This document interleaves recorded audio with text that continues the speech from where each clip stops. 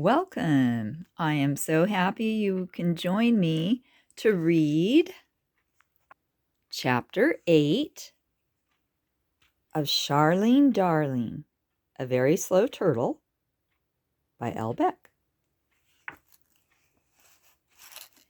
Chapter 8 is Hyena Hole. And it starts out with a picture of hairy hyena closing in on the pack rat family. There is George, pack rat,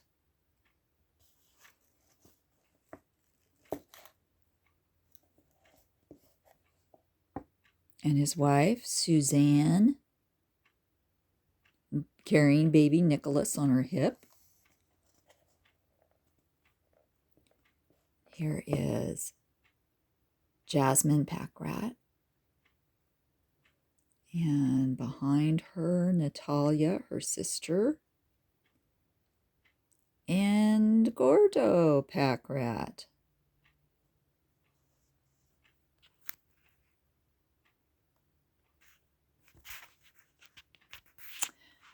Okay, I'm going to set this up here so I can read. Chapter 8, Hyena Hole.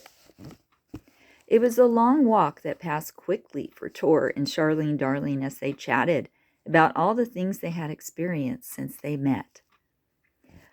Tor, I really cannot thank you enough for all you've done for me, Charlene Darling said from a sincere heart. I never would have made it this far all by myself. That's what friends are for, darling, Tor answered.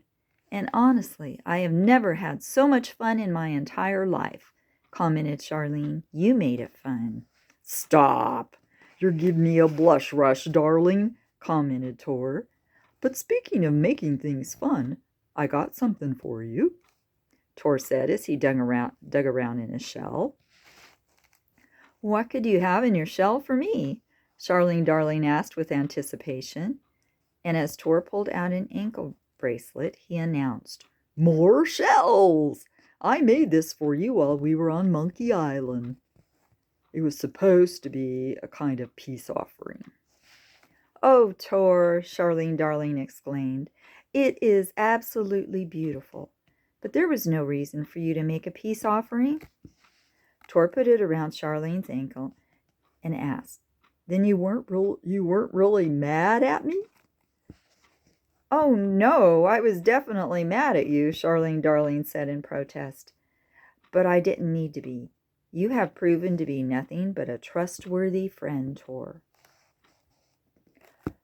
That makes my surfboard sail, darling, said Tor with a smile. The two friends walked toward some dots of light in the distance and began to hear voices that filled them with terror.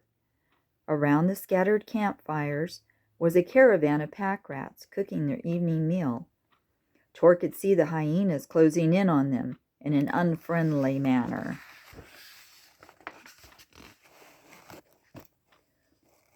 We don't take kindly to unwelcome trespassers, the head hyena said in a threatening tone.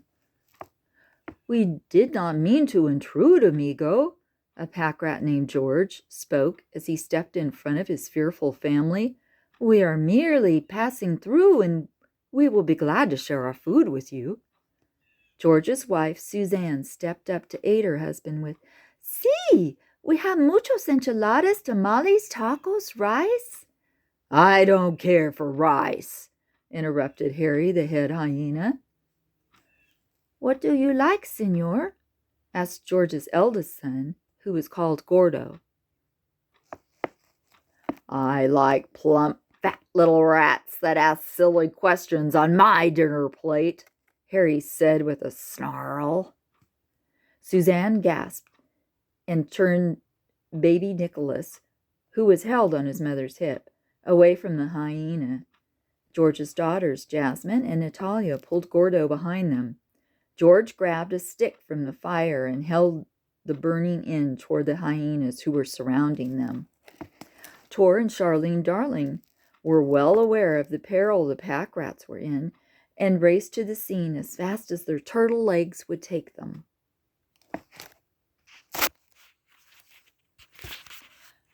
Charlene Darling yelled at the top of her lungs, "How do you get a one-armed blonde out of a tree?" "Huh?" the stunned hyenas uttered. "How do you get a one-armed blonde out of a tree?" Charlene Darling repeated. Then she finished the joke with, "Wave!" and mimicked a frantic wave. A few of the hyenas caught on and started to laugh. "How do you get a blonde to drown?" Charlene continued to yell as she ran closer. "Put a scratch and sniff sticker at the bottom of a pool." This time, all the hyenas were doubled over with laughter. Tor, however, was astounded. "You got something against blondes?" he questioned. "Shush, I'm working," Charlene stated. "You've got a dark side, darling," mumbled Tor. Charlene Darling noticed the guitars and fiddles held by some of the bewildered pack rats and quickly asked them, "Do you know how to play Feliz Navidad?" To which they nodded their heads yes. "Do it," Charlene commanded. And Charlene Darling proceeded to sing as the pack rats played.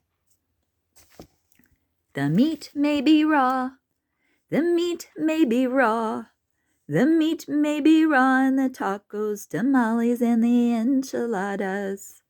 The meat may be raw, the meat may be raw.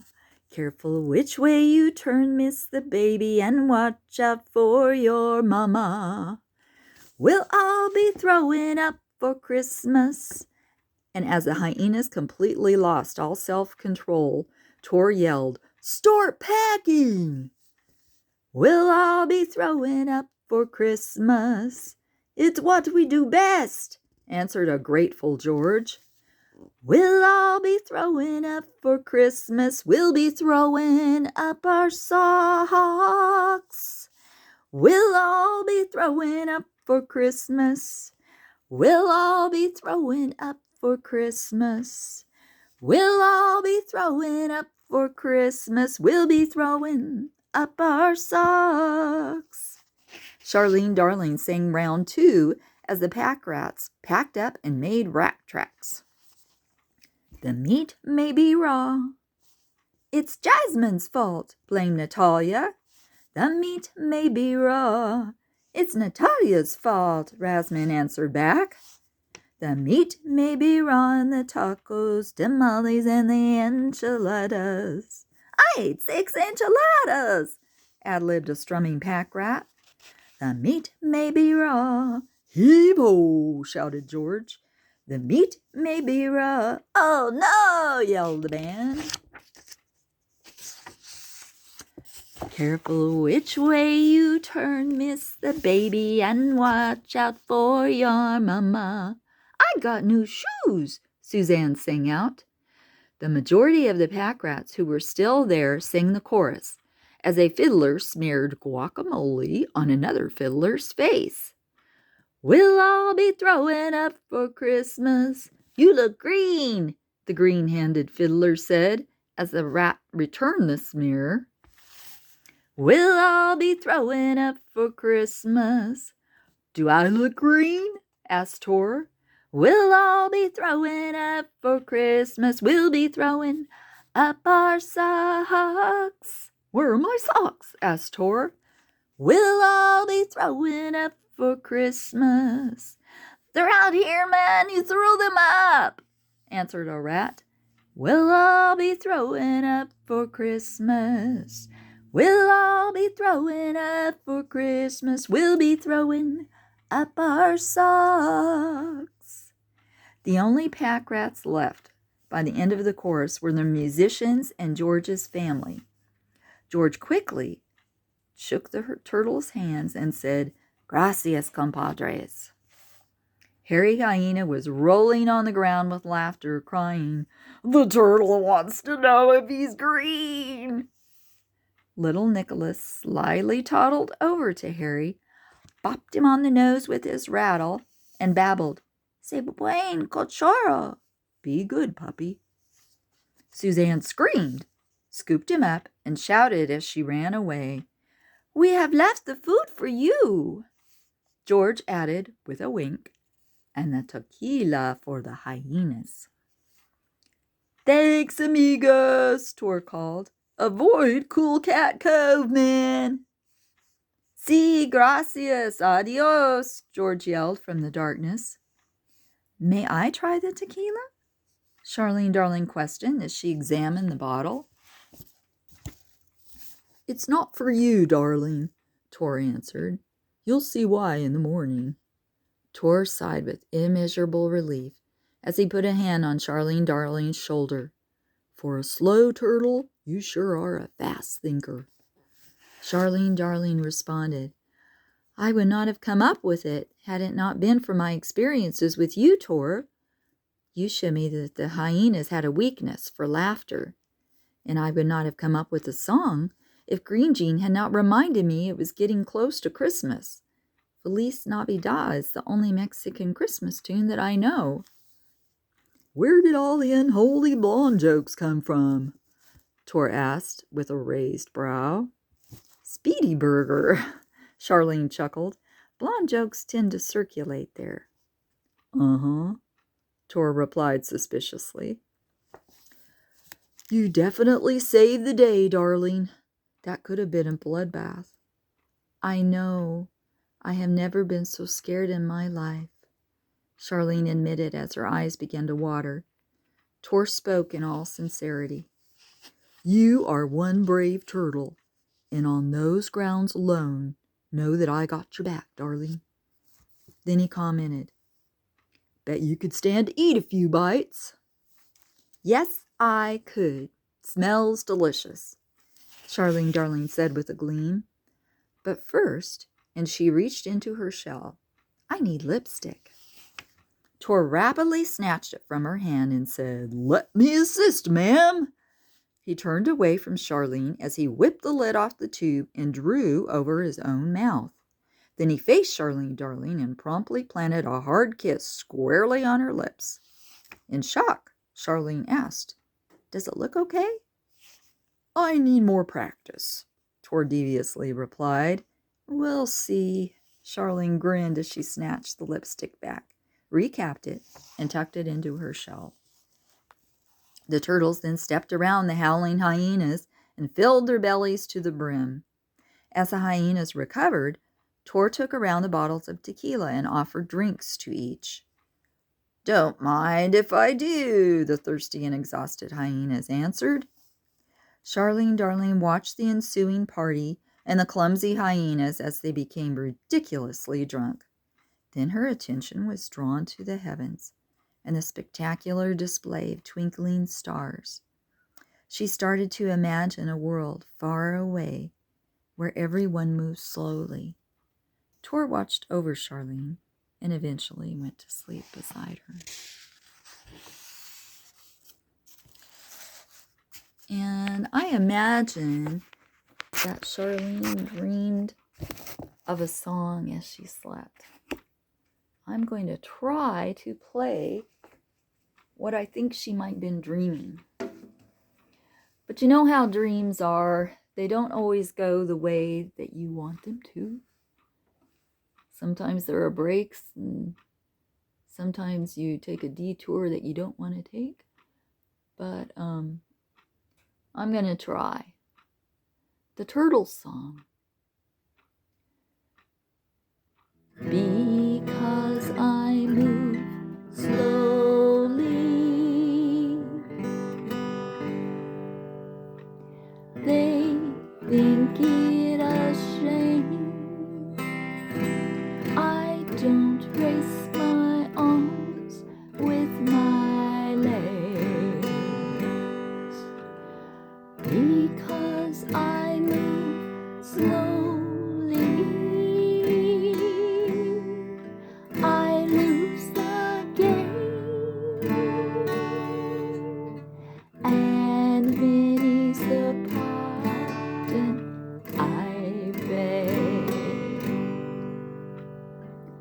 It's true, yes, it's true.